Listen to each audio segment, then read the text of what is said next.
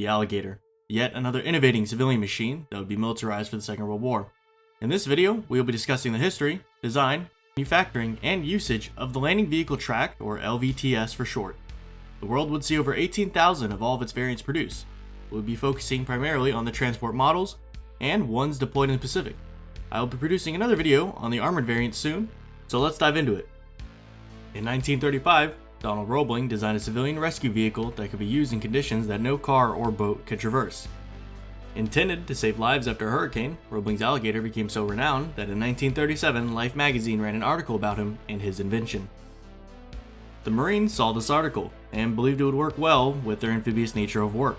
Initially, Roebling's was opposed to militarizing his Alligator, and eventually he was persuaded and given $20,000 by the Navy's Bureau of Ships to further research his landing craft development and create a new model. Roebling's only used 16,000 of it, and a true testament to his nature was him trying to return the $4,000 that he didn't use. The prototype could climb a 55-degree slope, had a 19-inch ground clearance that allowed it to overcome obstacles, and had a speed of 15 to 25 miles per hour on land and 8 to 10 miles per hour in the water. Even when its hull filled with water, it wouldn't sink. It was decided to make it out of a steel construction instead of aluminum, so it was designated as the LVT-1. The original contract to produce these was awarded to the Food Machinery Corporation, or FMC. It weighed 17,500 pounds, empty, and was 21 feet long, 9 feet 10 inches wide, 7 feet 8 inches high, and had a ground clearance of 19 inches still. It was powered by a 150 horsepower Hercules engine. Speed on land was 12 miles per hour, and between 6 and 7 miles per hour in the water. Initially, the LVT-1 was meant to be for supply use only, as it lacked armaments and armor for a frontal assault vehicle. It first saw usage on Guadalcanal with this purpose. However, it only held 50 gallons of gasoline, and had a range of approximately 120 miles. As a result, it was a costly method of transporting supplies, and quickly realized it could be better used as a first wave landing craft. These were modified with armor and up to 4 machine gun mounts to fit the need of the first wave landing craft. As these modifications were made to the LVT-1 to make it combat worthy, the LVT-2 was introduced. It featured a 250 horsepower Continental engine with a maximum speed of 20 miles per hour on land and 6.2 miles per hour in the water, at a range of 150 miles on land or 75 miles in the water. Few changes were made with the tracks to make maintenance easier, as well as it featured mounts to add guns on the side, which were 2 50 caliber M2 machine guns at the front and 2 30 caliber machine guns on the side. It had 3 crew, and it could transport around 18 troops. Combined with the LVT-1, this variant truly showed what they could do in Tarawa, where they overcame the reefs that traditional LCVPs would be stuck on. These beaches would be heavily defended and cost the LVTs greatly. Only 35 out of the 125 initially sent out would survive the first day. On Tinian, CBs further modified the LVT-2 to carry detachable ramps that made them able to traverse a coral embankment that the Japanese thought was impossible to cross. Now we have the LVT-4. This was the most produced model and would see the most use.